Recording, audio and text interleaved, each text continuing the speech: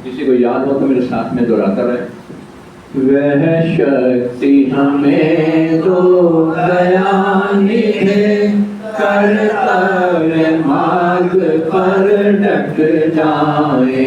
वह शक्ति हमें दो दयानी है, कर्तव्य मार्ग पर डट जाए। पर सेवा पर उपकार में हम निज जीवन सफल बना जाए। पर सेवा पर उपकार में हम निज जीवन सफल बना जाए। हम दीन दुखी निबलों निर्धनों के सेवक बन संताप हरे। जो हैं हटके भटके हुए उनको तारे खुद तर जाए। छल दंभ द्वेष पाखंड झूठ, छल दंभ द्वेष पाखंड झूठ, अन्याय से निष्दिन दूर रहे। जीवन हो शुद्ध सरल अपना, निज जीवन सफल बना जाए। हमें दो दयानी है, कर्तव्य मार्ग पर डट जाए। निज आन मान मर्यादा का प्रभु ध्यान रहे, अभिमान रहे। जिस देश जाति में जन्म लिया, बलिदान उसी पर हो जाए। वह शक्ति हमें दो दयानी है, कर्तव्य मार्ग पर डट जाए। पर सेवा पर उपकार में हम निज जीवन सफल बना जाए। वह शक्ति हमें दो दयानी है। धन्यवाद। जैसा कि आपको पता है 11 जून 1857 को उनका जन्मदिन हुआ था और बचपन में वो उल्टी संगत में पड़ गए थे, परंतु आचार्य सोमदेव शास्त्री जी ने उनको सत्यार्थ प्रकाश दिया। स्वामी दयानंद के जो कालजयी ग्रंथ है उन्होंने उनका जीवन ही पलट दिया। उसी सत्यार्थ प्रकाश के द्वारा बहुत से क्रांतिकारी देशभक्त हुए हैं। अब मैं आमंत्रित करता हूँ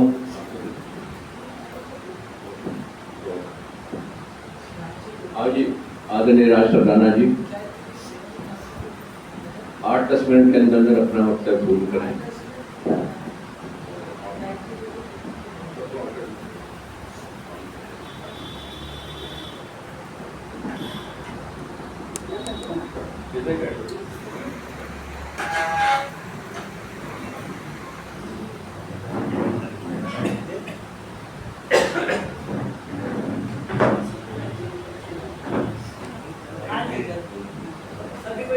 नमस्ते।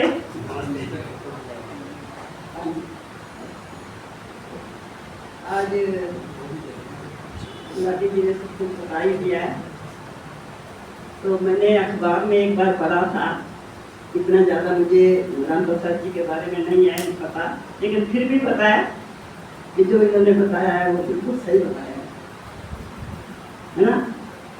राम प्रसाद बिस्मिल जी ने अदालत में कहा था, मैं इन लाइनों से शुरू करूंगी। काकोरी कांड था और उनके केस चल रहा था, वो अदालत में खड़े थे। एक तो होता है मुलाजिम, नौकरी करता है, एक होता है मुजरिम, जो जिसमें दोष अपराधी। वो कहता है ना तो मैं मुलाजिम हूँ ना मैं मुजरिम हूँ। उसने उसको बुला दिया होगा मुलाजिम, मुजरिम कुछ बुलाया होगा, मुझे मुझको मत कहिए, बड़ा अफसोस होता है। मुझको मत कहिए, बड़ा अफसोस होता है। अदालत के अदब से हम यहाँ तस्वीर लाए।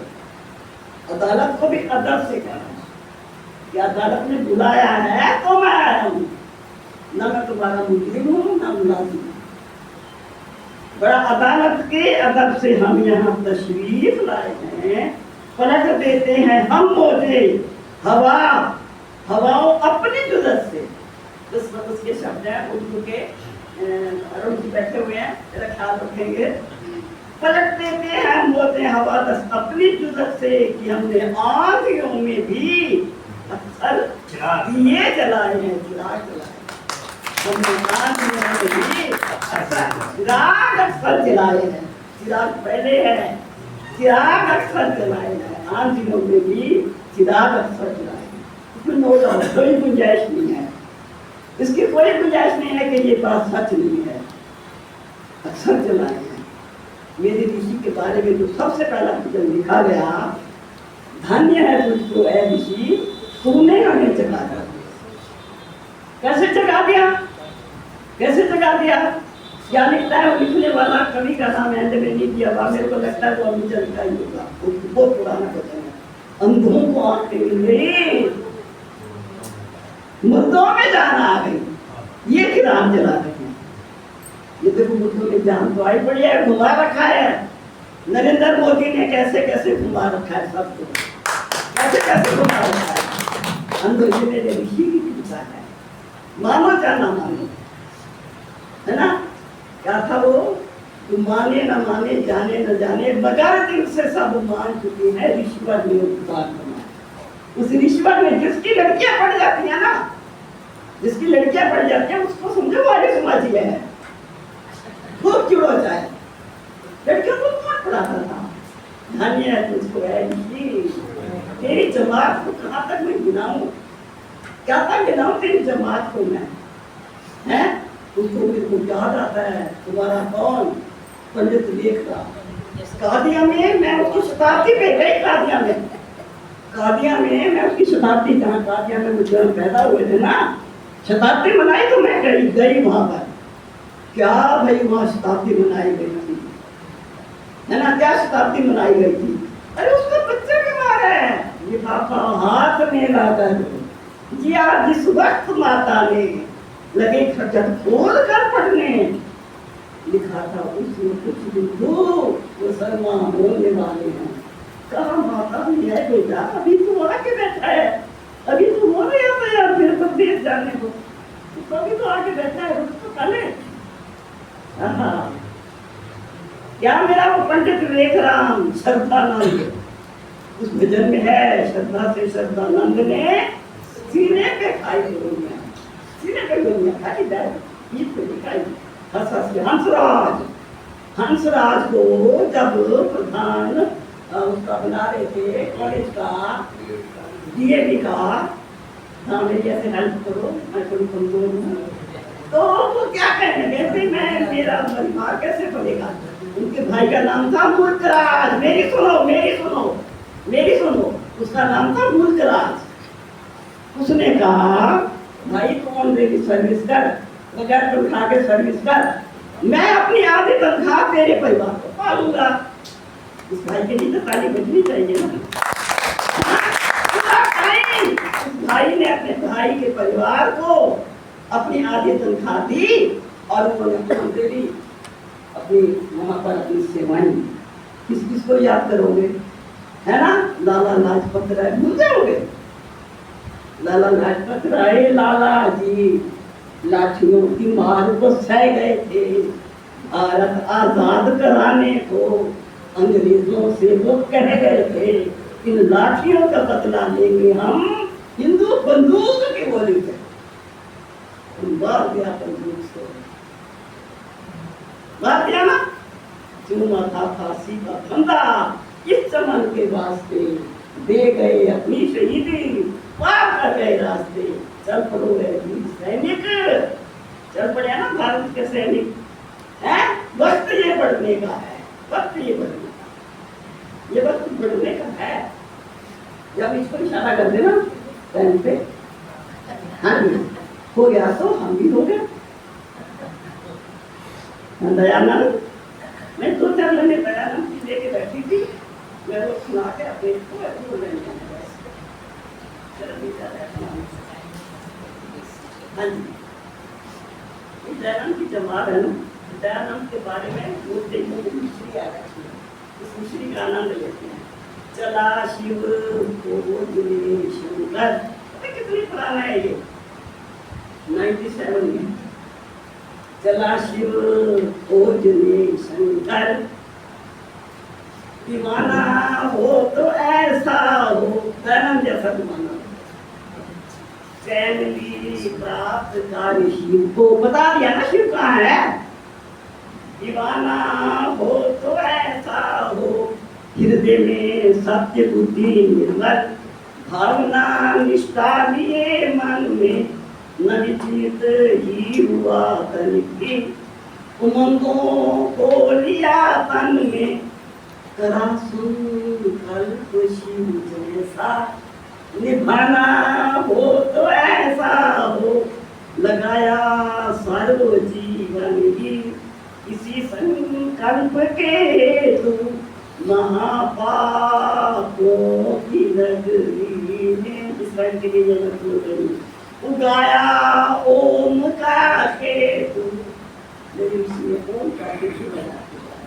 देखो भाई मुझे तो आ रहा है आनंद, है ना, है ना, आपको आया हो। मैंने ये मैं तिरंगी लेके नहीं बैठी थी। कहने वाले कहते हैं क्या बोलती है, दूध का खिला देते हैं, वो खिला देते हैं, इसको खिलाने में मजा आता है, मुझे इसको ही खिलाने में मजा आता है। मैं खुश और आप खुश, मुझे आ रहा है आनंद, लड़ने कर रही हूँ बंद, चाहो तो मुस्का दो मंद मंद, ऐसे फैला दो सुगंध, हम सब का ऋषि महर्षि दयानंद, बोलिए महर्षि दयानंद की ईश्वर का विश्वास कर, 100% गायत्री का जाप कर, कभी ना परमाद कर, खुश रहने का अभ्यास कर, रोज रोज योगाभ्यास कर।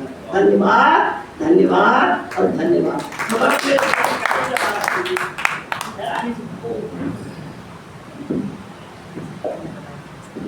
राज जी का बहुत बहुत धन्यवाद। उन्होंने देव दयानंद के बारे में जो बताया, जो क्रांतिकारी गुरु थे, उन्हीं की प्रेरणा से सभी क्रांतिकारी और देशमुख बने। सत्याप्रकाश हमें अवश्य पढ़ना चाहिए, जितना ही पढ़ सके, कभी थोड़ा थोड़ा 2-2 पेज भी करना शुरू कर देंगे, बहुत अच्छा है। जितनी बार पढ़ेंगे, गुरुदेव जी ने कहा था जितनी बार मैं पढ़ता हूँ 17 बार पढ़ता हूँ, हमेशा कोई ना कोई नई चीज उसमें मिलती है। तो इस पर अमल कर, मैं आदरणीय गायत्री जी को आमंत्रित करता हूँ।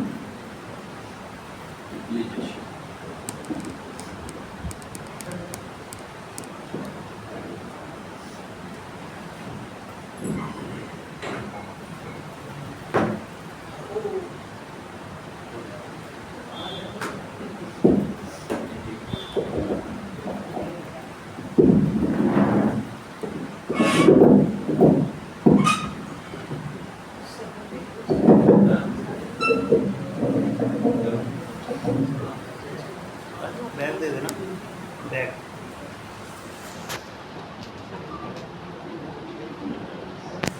सब मिल करके महामंत्री गुरु मंत्र भाई की मंत्र उच्चारण करेंगे मेरे पास। ओम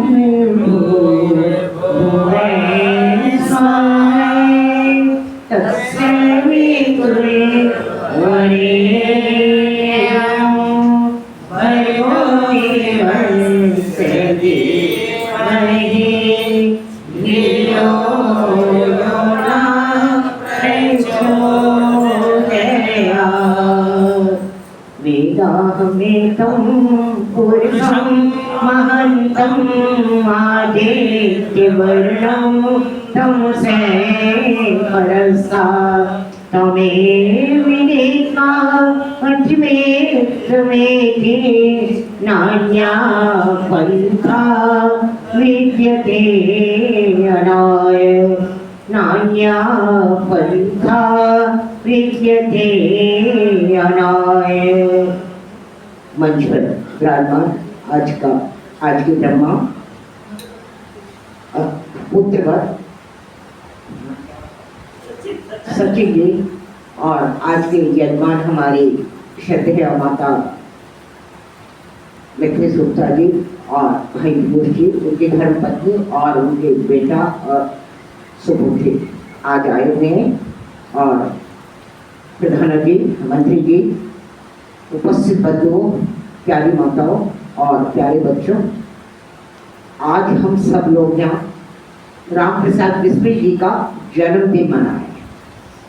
11 जून को होता है उनका और 19 जून को उनको फांसी दी गई थी और उसी के उपलक्ष्य में हम यानी इसको आज कार्यक्रम को हम मना रहे। यदि देश हित मरना पड़े, यदि देश हित मरना पड़े मुझको सहस्र बार भी, तो भी ना मैं इस कष्ट को निज ध्यान में लाऊं कभी, तो भी ना मैं इस कष्ट को निज ध्यान में लाऊं कभी। हे इस भारतवर्ष में सतबार मेरा जन्म हो, सतबार मेरा जन्म हो, कारण सदा ही मृत्यु का, देशों परक कर्म हो, देशों परक कर्म हो।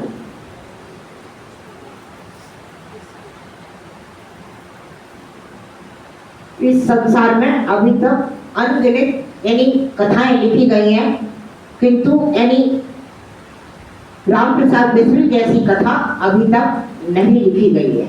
आत्मकथा जैसे कि गौरव यानी शायद ही किसी को प्राप्त होगा। किसको? राम प्रसाद बिस्मिल जी। काल कोठरी में बैठ करके उन्होंने कुछ घंटे पहले ही इस अपनी आत्मकथा को लिखा था। हाँ, जेल में फांसी से लोग घबरा जाते हैं कि मुझे कुछ थोड़ी देर में फांसी मिलने वाली है और विचलित हो जाता है व्यक्ति सुन करके, और वो बिल्कुल भी तरीक में विचलित नहीं हुए और कुछ घंटे पहले ही उस काल कोठरी में बैठ करके उन्होंने अपनी आत्मकथा को लिखा था। धन्य ऐसे भी जो मृत्यु के भय से और इन्होंने जीत लिया मृत्यु के भय को। हे भारत के नौजवानों साथियों, क्या ये सही हमारे लिए आदर्श नहीं होना चाहिए? आदर्श होना चाहिए। आओ अब इस देशभक्त नौजवान के जीवामृत का हम आचमन करें और तथा उनके विचारों कथा को श्रद्धा भाव से हृदयगम यानी करें। किसके? राम प्रसाद बिस्मिल के। उनका जन्म क्रांतिकारी शहीद राम प्रसाद का बिस्मिल का जन्म ज्येष्ठ शुक्ल पक्ष 11 संवत 1954 विक्रमी संवत 11 जून 1897 यानी शाहजहांपुर उत्तर प्रदेश में हुआ था। उनके पिता का नाम मुरलीधर था और माता का नाम मूलवती था।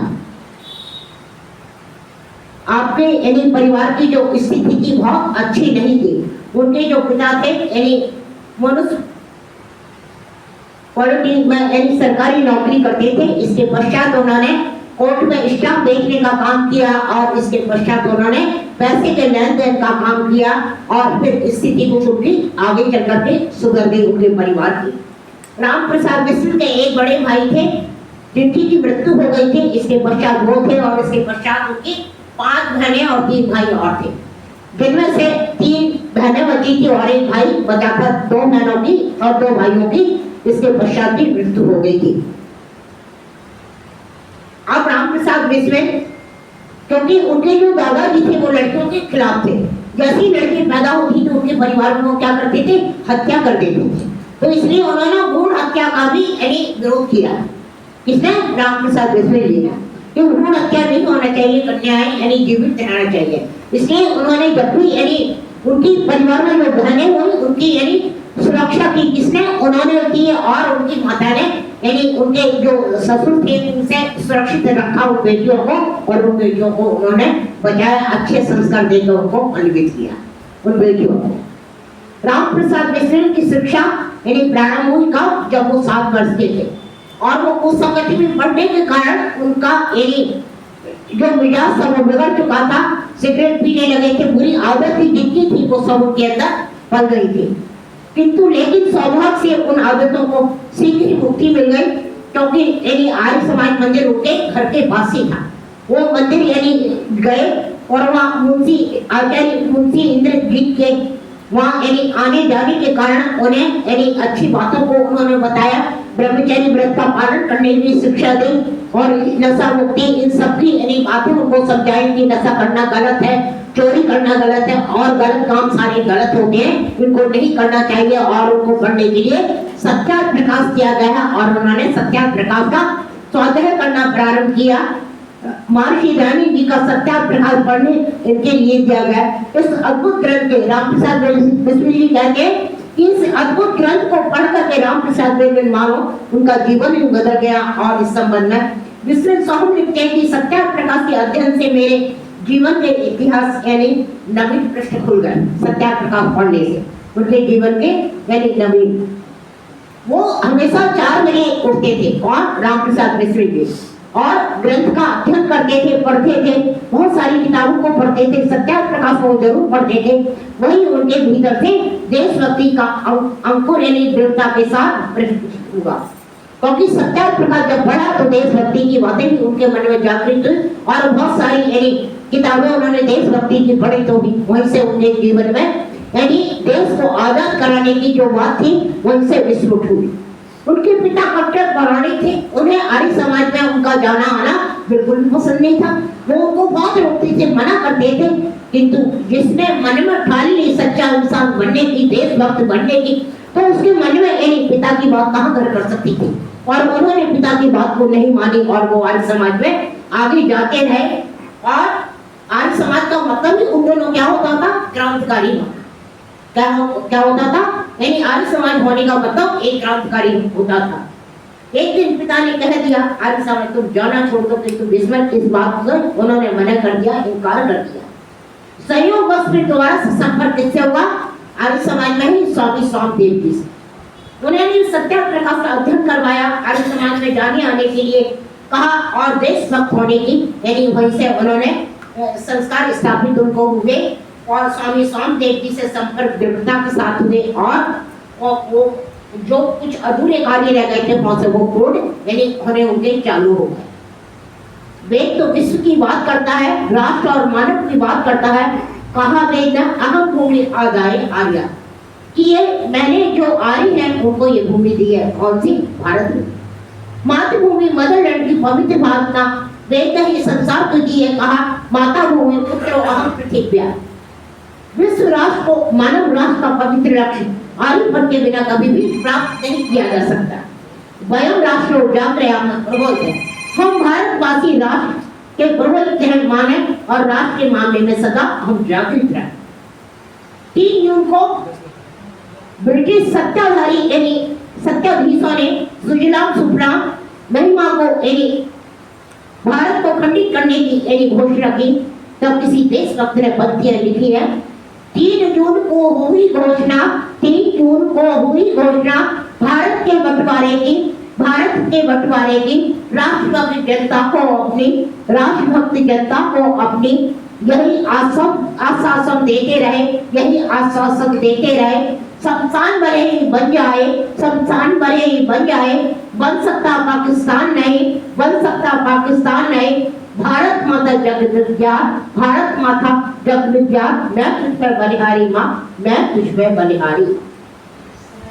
यहाँ से 2 मिनट का यहाँ से काकोरी कांड यानी प्रारंभ हो जाता है। उन्होंने देखा कि बिना अस्त्र के बिना पैसे के हम अस्त्र भी नहीं कर सकते और वहां से एक ट्रेन जा रही थी, उसको काकोरी पर इसके सर पे कुछ साथियों के साथ मिलकर के रोका और वहाँ धन को लूट लिया और वहाँ पे आर्थिक स्थिति सुधारने के लिए उन्होंने खजानों को लूटा। और उनके साथ में जो साथी थे उनमें से एक गद्दार साथी निकला, उसने जाकर के ब्रिटिश सत्ताधीशों को सारी बात को बताया और 25 दिसंबर को उन सबको गिरफ्तार कर लिया गया। 25 दिसंबर सबको गिरफ्तार कर लिया गया और 17 दिसंबर 1927 को श्री राजेंद्र लोहड़ी को गोंडा जेल में गिरफ्तार कर लिया गया और रामप्रसाद बिस्मिल को गोरखपुर की जेल में डाल दिया गया।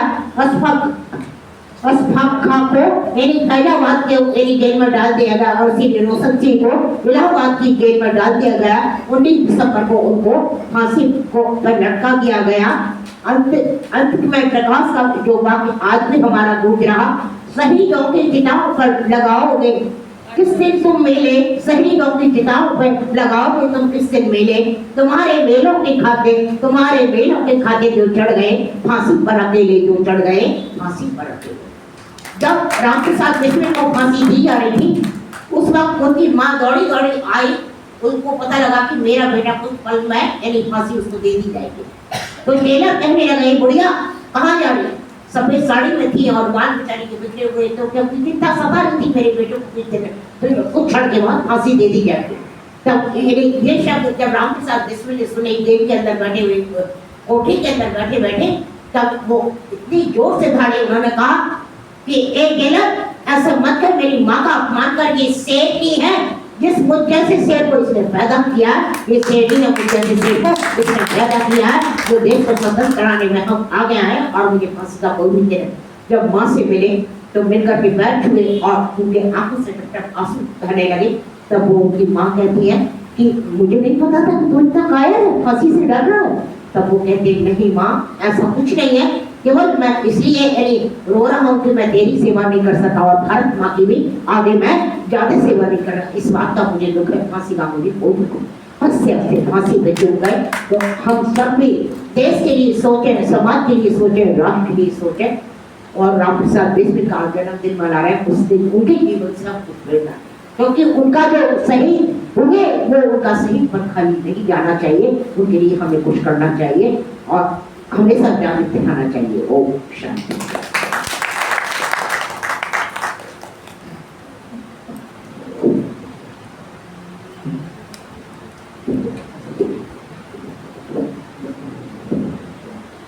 गायत्री जी ने अपने वक्तव्य में पंडित रामप्रसाद बिस्मिल की जीवनी के जो इस में सुनाए, उनके लिए बहुत बहुत धन्यवाद करता हूँ। अमन भी करता हूँ, मुख्य वक्ता के रूप में हमारे सचिन जी हमारे बीच में हैं 20 मिनट के लिए।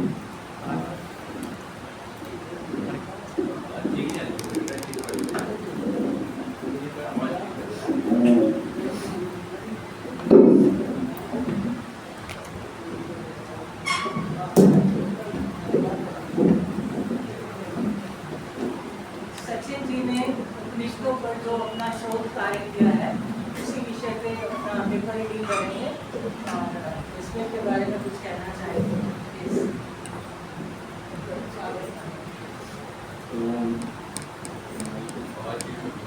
ओम ममाग्ने वर्षो देहवे सस्तु स्वयं तन्धानस्तन्मं पुष्येमा मह्यं नमन्तां प्रत्यक्षतस्रः त्वया दक्षिणा प्रतिनादिरेम। ओम शांति शांति शांति। बड़ी प्रदर्शो किंचित आदरणीय प्रधानमंत्री जी एवं हमारे समाज में जो ऊर्जा के स्रोत कहे जाते हैं, हमारे श्रद्धेय मंत्री जी गायत्री माता जी एवं इस आर्य समाज के सभी सदस्यगण, अधिकारीगण तथा आज के सपरिवार यजमान एवं धर्मानुरागी क्षेत्र, जैसा कि मेरा छोटा सा संक्षिप्त परिचय माता जी ने दे दिया है। मेरा एक पेपर प्रेजेंटेशन मैंने अपने विश्वविद्यालय में की थी, उसका विषय है उपनिषदों में जीवन दर्शन। वास्तविकता में जीवन क्या है, हम जो जी रहे हैं यह जीवन ही है, लेकिन इसको कैसे जीना है, कितना जीना है और किस प्रकार दूसरों के सहयोग से होते हुए जीना है, इसी चीज को हम कहते हैं जीवन का दर्शन। तो इसके विषय में कुछ बातें हैं, वो मैं आपसे चर्चा करूंगा। सबसे पहले हम आते हैं कि उपनिषद क्या कहता है या उपनिषद होते कौन है।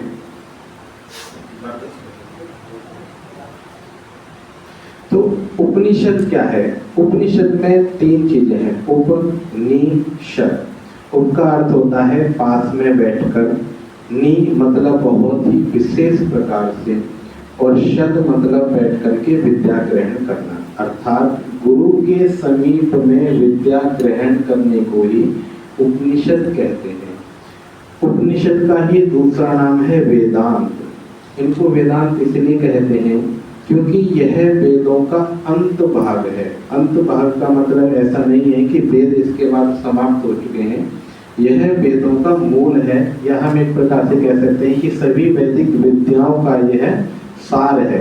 इसलिए हम इसको क्या है, अध्यात्म विद्या के नाम से भी जानते हैं। मैं आपको, क्योंकि यह जो मेरा पेपर है इसका विषय काफ़ी लंबा है, तो रीडिंग के माध्यम से आपको कुछ चीज़ों को स्पष्ट करने का प्रयास करूँगा। दृश्यते अनिनिति दर्शनम, इस व्युत्पत्ति के अनुसार जो देखा जाए वह दर्शन है। अतः दर्शन शब्द परम तत्व या परम सत्ता का सूचक है। यह एक अन्य व्युत्पत्ति के अनुसार दृश्यते अनिनिति दर्शनम, अर्थात जिसके द्वारा देखा जाए या जाना जाए वह दर्शन है। इस प्रकार दर्शन शब्द से उन साधनों या प्रमाणों का बोध होता है जिनसे परम तत्व का ज्ञान होता है। भारतीय विचारधारा में जीवन के साथ अनिवार्य संबंध है दर्शन का। भारतीय दर्शन, यदि हम पाश्चात्य जीवन की बात करें तो उन लोगों के यहाँ साइकोलॉजी होती है और ये हमारी जो दार्शनिक परंपराएं ये भी होती हैं, लेकिन हमारा भारतीय दर्शन अलग होता है और पाश्चात्यों का दर्शन अलग होता है। एक बार मेरे से एक मैम ने पूछ लिया था कि जी दर्शन तो पाश्चात्य देश में भी है और दर्शन भारतीय देश में भी है, तो दोनों में अंतर क्या है? तो मैंने उनको कहा कि बस माता जी इतना ही अंतर है कि हमारे यहाँ भूख का मतलब भूख भी होती है और भूख का मतलब उपवास भी होता है, लेकिन उनके यहाँ सिर्फ भूख का मतलब भूख ही होती है, उपवास क्या होता है वो इस चीज को नहीं जानते। तो ये हमारी संस्कृति है और वह पाश्चात्यों की संस्कृति है। तो इसलिए हम भारतीय संस्कृति की तुलना पाश्चात्य संस्कृति से कभी कर ही नहीं सकते, क्योंकि तुलना हमेशा समान चीजों में होती है, और जब एक चीज महान हो और दूसरी चीज बाद में आई हो तो उससे तुलना करने में कोई औचित्य सिद्ध नहीं होता। छांदोग्योपनिषद के 7वें अध्याय में नारद सनत कुमार जी से निवेदन करते हैं कि हे प्रभु, हे भगवान, मैंने ऋग्वेद, यजुर्वेद, सामवेद, इतिहास, पुराण रूपी पंचम वेद आदि अनेक विद्याओं का अध्ययन किया है, लेकिन मैं मंत्र वेदता तो हो चुका हूँ, लेकिन मेरे अंदर अभी भी ज्ञान की प्राप्ति नहीं हुई है। तो एक हमारे यहाँ सुक्ति है कि ऋषयः मंत्र दृष्टारः न तो कर्तारः, कि हमारे जो जितने भी ऋषि हैं उन्होंने मंत्रों को देखा है। देखा है का मतलब है उन्होंने अनुभव किया है। कर्तारः ना, करने वाला ईश्वर है। क्योंकि जब तक, मैंने इस विषय में पहले भी चर्चा की है कि जब तक हम किसी ज्ञान को अनुभव के साथ जोड़ करके अपने जीवन में नहीं उतारते हैं तब तक वह वास्तविक ज्ञान नहीं होता है। अनुभव से पहले की चीजें मात्र सूचनाओं में ही व्यवस्थित होती हैं, और जब अनुभव सूचनाओं के साथ जुड़ जाता है तो वह हमारे जीवन के लिए ज्ञान का रूप बन जाता है। और तभी गीता कहती है कि ज्ञानम मनुजस्य तृतीयम नेत्रम। आपने भी सुना होगा कि शंकर जी की तीसरी आंख थी। वास्तविकता में तीसरी आंख हमारी गीता में भी आई है, लेकिन श्री कृष्ण ने कहा है कि जो ज्ञान है वही मनुष्य की तीसरी आंख है। और ये हम अपने वास्तविक जीवन में देखते भी हैं। हम दो आंखों से वह नहीं देख पाते जो हम अपनी तीसरी आंख से देख लेते हैं। तो इसीलिए व्यक्ति को ज्ञानवान होना बहुत ही ज्यादा आवश्यक है। इस संसार में, हमारे संसार में 3 प्रकार के दुख हैं, आदि भौतिक, आदि दैविक और आध्यात्मिक। इन तीनों प्रकार के दुखों से जब हमारी निवृत्ति हो जाती है, अर्थात हम इन 3 प्रकार के दुखों से पार चले जाते हैं, तब हमको मोक्ष की प्राप्ति होती है, जिसको हम मुक्ति भी कहते हैं। उसके विषय में एक छोटा सा प्रसंग है। संसार के सभी प्राणियों को सुख अभीष्ट है, परंतु यह सुख कहाँ है तथा इसे कैसे प्राप्त किया जाए यह प्रत्यक्ष दृष्ट है। मनुष्य को कितना बड़ा कष्ट हो, चिंता हो, मानसिक व्यथा हो अथवा थकान हो, परंतु निद्रा के पश्चात उसके दुख या कष्ट क्षणिक रूप से दूर हो जाते हैं। आपने देखा भी होगा कि आपको बहुत ज़्यादा थकावट है या किसी चीज़ से परेशान है तो आप सो जाइए। सोने के बाद जब आप उठेंगे तो उससे थोड़ा सा आपका मन चेतन अवस्था में आ जाएगा। ऐसा लगेगा कि जैसे वो समस्या थोड़ी देर के लिए दूर चली गई है। तो जब हम योग समाधि की बात करते हैं तो योग समाधि वह बड़ा रूप हो जाता है, और जो हमारी सुखपूर्वक निद्रा होती है वो हमारी एक क्षणिक समाधि के रूप में हो जाती है। और इस अवस्था का नाम सुषुप्ति अवस्था हमारे शास्त्रों में कहा गया है। इसके विषय में वो परिभाषा देते हैं कि सुखेन अहम स्वाप्सम न किंचित अवेदिशम, अर्थात मैं सुख पूर्वक सोया, मैंने यह बिल्कुल भी महसूस नहीं किया कि मैं कितना सोया, कब सोया, कैसे सोया, मुझे कुछ नहीं पता। लेकिन जब मैं उठा तो मुझे अपने आप ही सुख की अनुभूति हुई। और ये प्रायः हमारे जीवन में होती भी है। बहुत बार हम अलार्म लगाते, जल्दी उठ जाते हैं, तो मन में ऊर्जा नहीं होती, आनंद नहीं आता है। कोई दूसरा व्यक्ति उठा देता है तो लगता है अरे क्यों उठा दिया तुमने, अच्छे से सो रहा था। लेकिन कभी कभी आपने अपने जीवन में अवश्य अनुभव किया होगा कि आप जब उठे तो सब कुछ अच्छा लग रहा है, मन अपने आप खुश है, दूसरों को देख के भी अपने आप ही खुशी हो रही है। चाहे उस व्यक्ति से आपकी लड़ाई क्यों ना हुई हो सोने से पहले, लेकिन आप जब उठ रहे हैं तो उसको देख करके अपने आप ही हंसी आ रही है, अरे तुम ही हो क्या जो मेरे से लड़ रहे थे। तो व्यक्ति ऐसे उठने लग जाता है। तो उसको कहते हैं सुसुप्ति।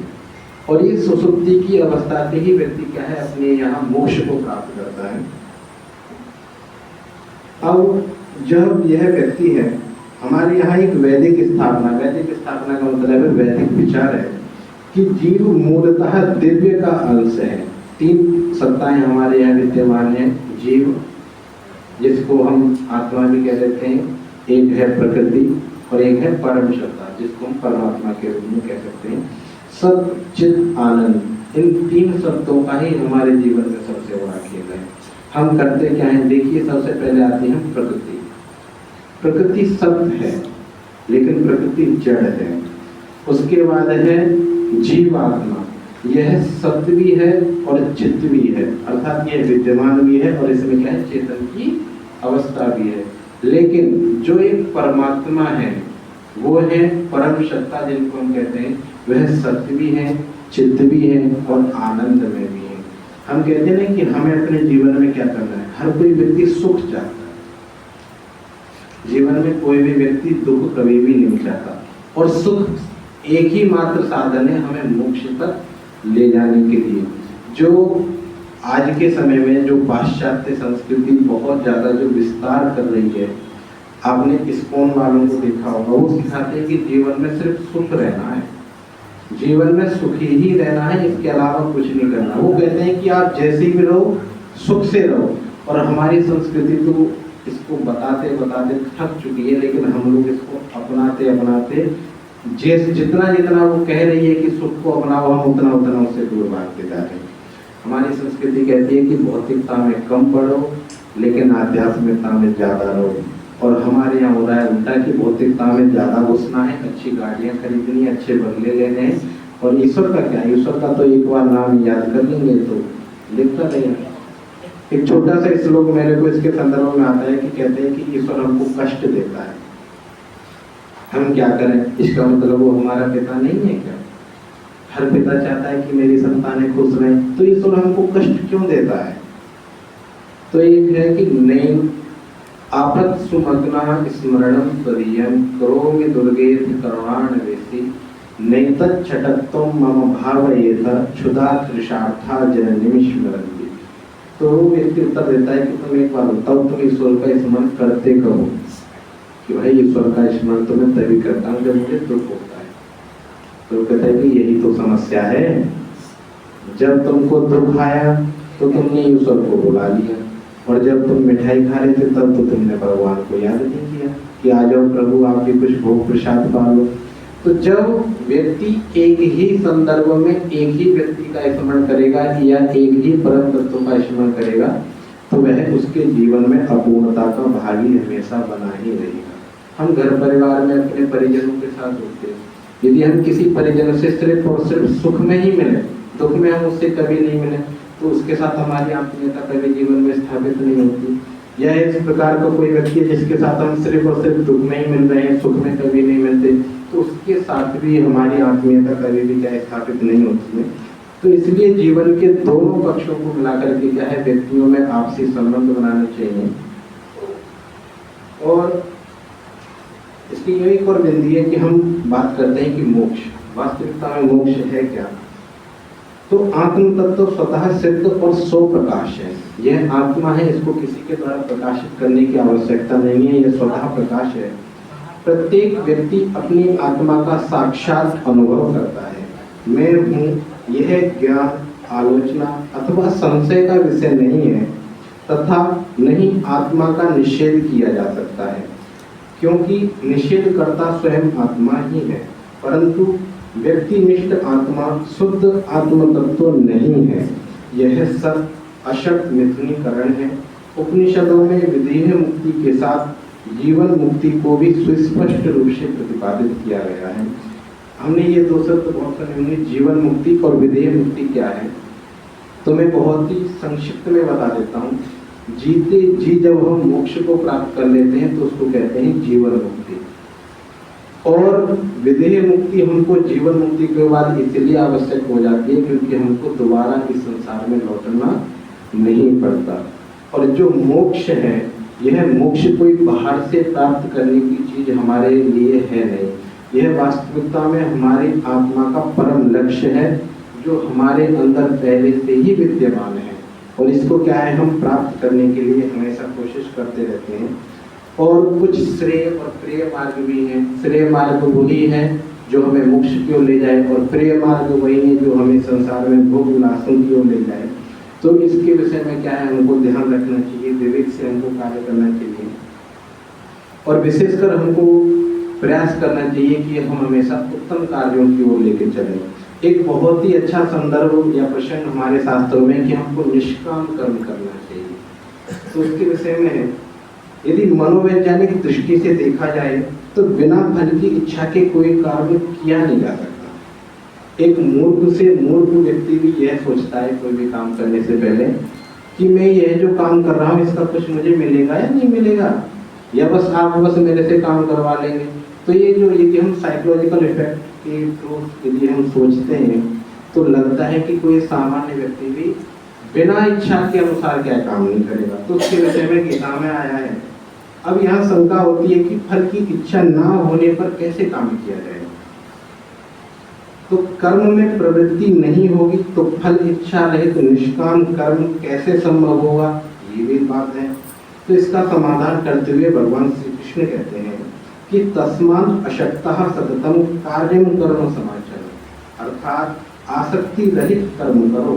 कर्म अगर अपने सुख के स्थान पर दूसरों के सुख के लिए किया जाए, दूसरों के हित में किया जाए, तब उस कर्म का स्वरूप ही बदल जाता है। अर्थात कहते हैं कि संदर्भ और प्रसंग के अनुसार जीवन में कार्य करना चाहिए। एक सैनिक है, उसको राष्ट्र की रक्षा करनी है, लेकिन हमारी संस्कृति सिखाती है कि अहिंसा परमो धर्म, कि अहिंसा ही क्या है, परम धर्म है। लेकिन यदि एक सैनिक इस बात को मान करके युद्ध में चला जाए अहिंसा परमो धर्म, तो उसका क्या परिणाम होगा, आप बताइए, उसका क्या परिणाम होगा, उसी की हिंसा हो जाएगी। तो इसलिए सिद्धांत अपनी जगह है और जीवन में व्यावहारिकता उनको कैसे लानी है वो एक अपनी अलग जगह है। तो इसीलिए व्यक्ति को शरीर, वचन और कर्म, इन तीनों का संयोग को आपस में मिलाकर के क्या है जीवन व्यतीत करना चाहिए। और इस आपसी संबंध की वजह से ही हम अपने जीवन में उन्नति को प्राप्त होते हैं। और सबसे मुख्य बात यह है कि हमें अपने जीवन में हमेशा शांत रहने का प्रयास करना चाहिए। यदि कोई व्यक्ति आपको 10,000 रुपये दे दे और यदि कहे कि आपको मैंने 10,000 रुपये दिए हैं, आप पूरे दिन नाचिए, आप पूरे दिन खुश रहिए, तो आप रहेंगे? आप रहेंगे? नहीं रहेंगे। लेकिन वही आपके 100 रुपये यदि खो जाए तो अगले 4 दिन तक ऐसा लगता है यार वो 100 रुपये जो खो गए, उनसे मैं ये लिया था, मैं उनसे घर का टमाटर की सब्जी लिया था, उनसे कुछ लिया था। मतलब वो 100 रुपये जीवन में 4 दिन तक कष्ट दे सकते हैं, लेकिन वो मिले हुए जो 10,000 रुपये हैं, अच्छा 10,000 ही तो है, कोई नहीं रख हो जीवन के अपने आगे के काम देखते हैं। तो व्यक्ति क्या है, सुख को तो बहुत जल्दी भूल जाता है, लेकिन दुख को गाता रहता है। और हमको करना क्या है, बोलिए, हमको करना क्या है, सुख को याद करते रहना है, दुख को जितना जल्दी हो सके उसको क्या है, भुलाते हुए जाना है। ये विषय तो बहुत काफी लंबा है और इसमें बहुत सारी चीजें हैं। और मुख्य रूप से जो हमारे उपनिषद है वो यही कहते हैं कि जीवन सिद्धांतों से नहीं, व्यवहारात्मक प्रक्रियाओं से। जो हमारे शास्त्र के सिद्धांत हैं वह अपनी जगह वास्तविक हैं और वो हैं, इसीलिए हमको उनसे दृष्टि मिलती है, हम अपने जीवन में आगे बढ़ते हैं। लेकिन मात्र पढ़ने से कुछ नहीं होता है, उसको जीवन में उतारना पड़ता है। पंडित नारायण पंडित कहते हैं कि यस्तु क्रियावान पुरुषा सर्वज्ञ, कि पढ़ता हर कोई है लेकिन विद्वान वही है जो उसको अपने जीवन में उतार दे।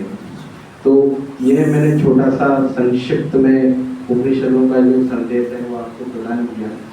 और माँ भारती के वीर सपूत राम प्रसाद बिस्मिल जी की जयंती हम मना रहे हैं।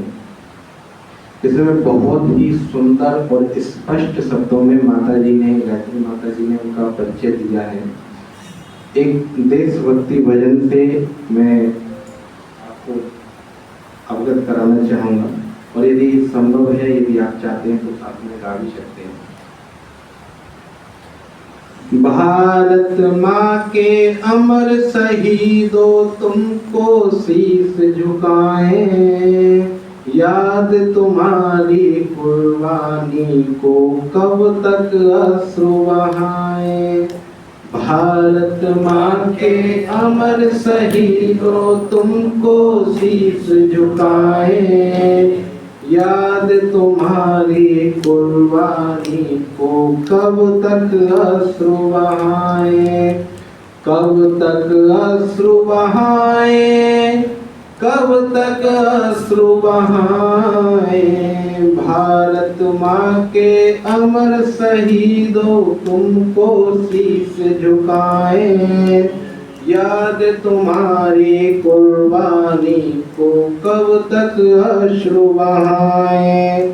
हंसकर बंदा बैरागी ने चिमटों से खाल खिंचाई, राजगुरु सुखदेव भगत ने हंसकर फांसी खाई।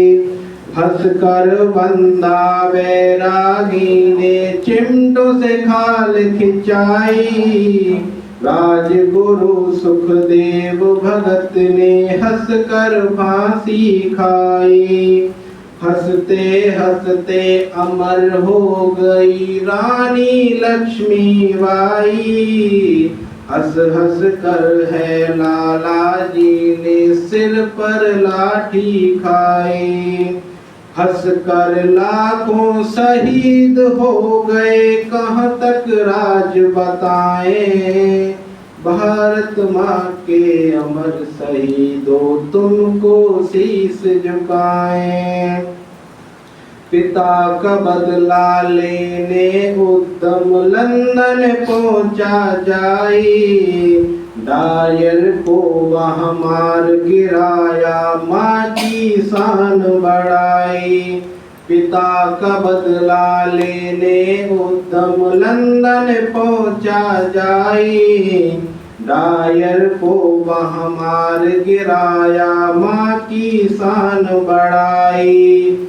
जिस जालिम ने इस माता पर अपनी आंख उठाई, कालजयी रणवीरों ने वह आंखें वहीं मिटाई। संसार नमन करता है तुमको, गीत तुम्हारे गाएं। भारत माँ के अमर शहीदों तुमको शीश झुकाएं। भारत माँ के अमर शहीदों तुमको शीश झुकाएं।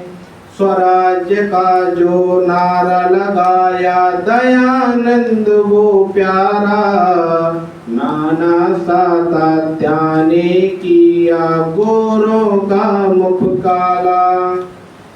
स्वराज्य का जो नारा लगाया दयानंद वो प्यारा, नाना सातत्या ने किया गोरों का मुख काला। देश की खातिर सावरकर ने कोलू में तेल निकाला, वचन दिया आजाद ने जो फिर कभी नहीं टाला। आजाद जी के वचन से आप परिचित है ना। उन्होंने कहा था कि मेरा नाम आजाद है, मैं आजाद था, आजाद हूँ और आजाद रहूंगा। वचन दिया आजाद ने जो फिर कभी नहीं फिर टाला। अंग्रेज विदेशी कुत्ते मुझको जिंदा पकड़ न पाए। याद तुम्हारी कुर्बानी को कब तक अश्रु बहाए। भारत माँ के अमर शहीदों तुमको शीश झुकाए। याद तुम्हारी कुर्बानी को कब तक अश्रु बहाए।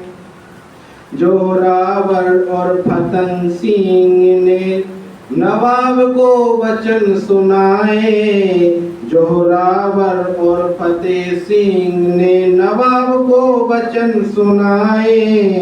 परिवर्तन तुम धर्म करो नहीं मृत्यु आपकी आए। फतेह सिंह और जोरावर इन दो को उस समय मुगल का शासन था, तो उन्होंने कहा था कि आप धर्म परिवर्तन कर लो, नहीं तो आपका क्या है सर कलम कर दिया जाएगा। तो उन्होंने कहा था फतेह सिंह यूं बोले उठकर क्या तू मुझे धमकाए। बोलते कि क्या तुम मुझे धमका रहे हो क्या। फतेह सिंह यूं बोले उठकर क्या तुम मुझे धमकाए। शेर का बच्चा सिंह होता है नहीं सियार बन जाए। देश याद रखेगा तुमको जो दीवारें चिनवाई। आपको पता है कि छोटे छोटे बच्चे दीवारों में चिनवा दिए गए थे धर्म के लिए। देश याद रखेगा तुमको जो दीवारें चिनवाई। याद तुम्हारी कुर्बानी को कब तक अश्रु बहाए। भारत माँ के अमर शहीदों तुमको शीश झुकाए। याद तुम्हारी कुर्बानी का कब तक अश्रु बहाए। कब तक अश्रु बहाए। कब तक अश्रु बहाए। बोलिए भारत माता की, भारत माता की। वंदे मातरम, वंदे मातरम। अमर शहीद बलिदानियों की, अमर शहीद बलिदानियों की। ओम।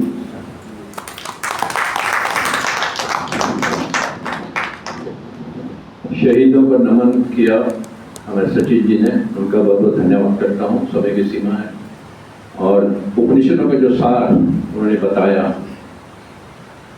उपनिषद की इतनी अच्छी लोगों ने पसंद किया कि दारा शिकोह, शायद आपने नाम सुना होगा, औरंगजेब का बेटा था, उसने फारसी में उसका अनुवाद कराया था। उपनिषदों का कह रहा हूँ, दारा शिकोह ही कहा है। शाहजहां का बेटा था। शाहजहां का बेटा था माताजी, उसने 50 औरंगजेब का भाई था। तो हमारे पास हमारे आदरणीय मंजू नारंग जी थी, उन्होंने उपनिषद के ऊपर बहुत सी पुस्तकें लिखी हैं, हमारी लाइब्रेरी में उपलब्ध हैं। जो भी पढ़ना चाहे वहाँ से वो ले सकता है। अब मैं आमंत्रित करता हूँ आदरणीय प्रधान जी को उपसंहार के लिए। धन्यवाद। आप सबको मेरी सादर नमस्ते। आज हम सब महान क्रांतिकारी अमर शहीद पंडित राम प्रसाद बिस्मिल जी की जयंती मना रहे हैं। बिस्मिल जी ने अपना संपूर्ण जीवन मातृभूमि की स्वाधीनता के लिए समर्पित किया। वो बहुआयामी व्यक्तित्व के धनी थे, सुप्रसिद्ध कवि थे, अनुवादक थे, इतिहासकार थे, साहित्यकार थे। कई पुस्तकें लिखी उन्होंने। अंग्रेजी भाषा के महाविद थे, उनको इस भाषा पर पूरा कंट्रोल था। राम प्रसाद बिस्मिल जी की जयंती पर हम सब उन्हें नमन करते हैं।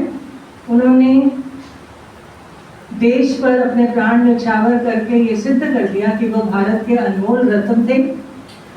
उन्होंने काकोरी कांड जो किया था, सबको मालूम है, मैं उसी के विषय में दो बातें कहना चाहती हूँ। काकोरी कांड के नायक थे।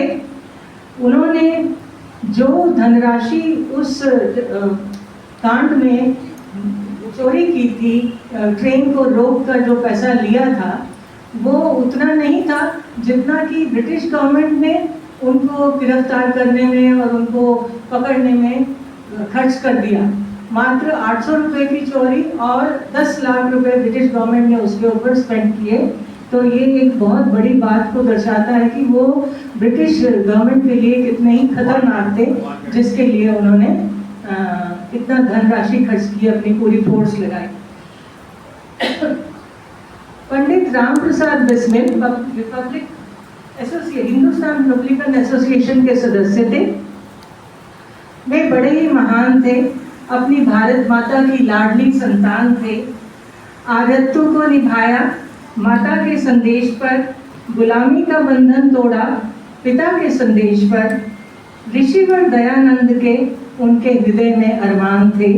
राम प्रसाद बिस्मिल बड़े ही महान थे। कहने को तो और भी बहुत कुछ है, लेकिन समय की सीमा को ध्यान में रखते हुए मैं 30 वर्ष में किया है सब कुछ। 30 वर्ष में अंग्रेजों ने उन्हें फांसी दे दी। 30 वर्ष की आयु में ही उनकी जो उपलब्धियां हैं वो बहुत महान हैं। अनेक आयामी व्यक्तित्व के वो धनी थे और उन्होंने बहुत कुछ सिखाया, हम लोगों के लिए बहुत संदेश दिए। मैं धन्यवाद करती हूँ सचिन जी का, जिन्होंने बहुत ही सुंदर तरीके से अपने इस शोध कार्य के विषय में हमको जानकारी दी और विषय बड़ा अनुकूल था। मैं बहुत समय से इनको कह रही थी, लेकिन समय नहीं मिल पा रहा था, कोई बना नहीं प्रोग्राम। तो आज के अवसर पर हमने उनकी शोध पत्र के बारे में जानकारी हासिल की। बहुत बहुत धन्यवाद, साधुवाद देती हूँ। ऐसे ही आप कार्य करते रहिए सचिन जी। गायत्री जी का धन्यवाद, बहुत ही कम समय में कल ही उनको बताया कि कल हम कार्यक्रम खुद ही कर रहे हैं, आप भी कुछ बोलिएगा। और राशिद दाना जी को भी बोला, तो सब ने मिलकर बहुत अच्छे से इस कार्यक्रम को संपन्न किया। आप सबका बहुत बहुत धन्यवाद। इतने अच्छे तरीके से आप इतने अच्छे श्रोता बने रहे और बहुत उत्साहवर्धन किया। सचिन जी का धन्यवाद। आज प्रसाद सब ग्रहण करके जाएंगे। एक्चुअली मैं बिस्मिल के ऊपर जो कविता है उसका लोग सुनाने के लिए अभी नहीं रोक सकता। मैं अपने आप को अक्सर मैं गाया करता हूँ।